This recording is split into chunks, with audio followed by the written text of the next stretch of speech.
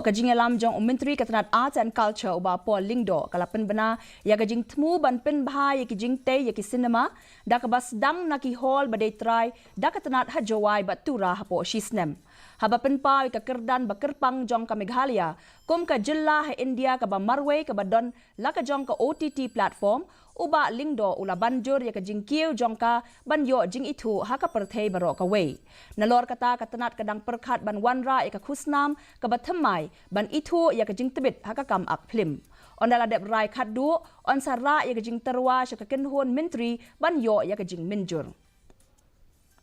That Meghalaya is the only state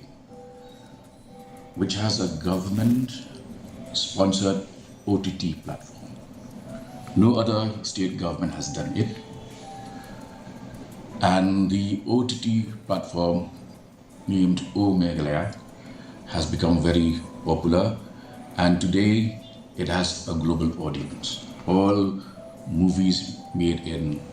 KHASI and in Garo are screened, songs,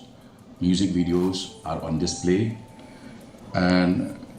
therefore it's a major initiative that the state government has taken up to support the artistic and musical fraternity.